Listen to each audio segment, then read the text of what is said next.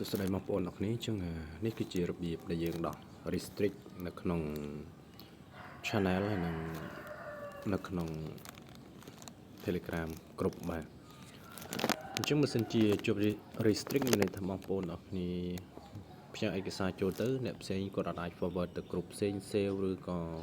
print screen បានអញ្ចឹងវិធីដែលយើងចូលទៅដោះយើងចូលទៅកាន់ Telegram មកបន្តមកទៀតយើងចូលទៅកាន់ channel ហ្នឹងមកបន្តមកទៀតយើងចូលបាទយើងចូលកន្លែងសញ្ញាប៊ិចហ្នឹងមកបន្តមកទៀតយើងអូសមកក្រោមយើងចុចកន្លែង public ហ្នឹងមកហើយយើងអូសមកខាងក្រោមមានពាក្យ restrict save content អញ្ចឹងយើងបើកអាហ្នឹងមកយើង tick មកចេញមកអញ្ចឹងមានន័យថារាល់ឯកសារដែលយើងផ្ញើនេះគឺគេបានត្រឹមតែមើលឯងគេអត់អាច forward ទៅគ្រប់ផ្សេងឬក៏អត់អាច save ហើយក៏អត់អាច screenshot បានដែរបាទអញ្ចឹងនេះគឺជារបៀបបាត់បាទអញ្ចឹងនៅពេលបើកវិញបងប្អូនចូលទៅកន្លែងនឹងដូចគ្នាបន្តមកទៀតយក public ដូចគ្នាយកបិទវិញទៅហើយចុចវិញទៅគឺជាការស្រេចបាទ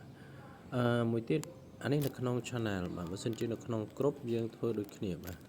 នៅក្នុង group ឥឡូវនេះគឺជា group មួយណាបាទអញ្ចឹងយើងចូលមកបន្តមកទៀតយកកន្លែងនឹងដូចគ្នាបាទបើកអាហ្នឹងមកចឹងមានថាពេល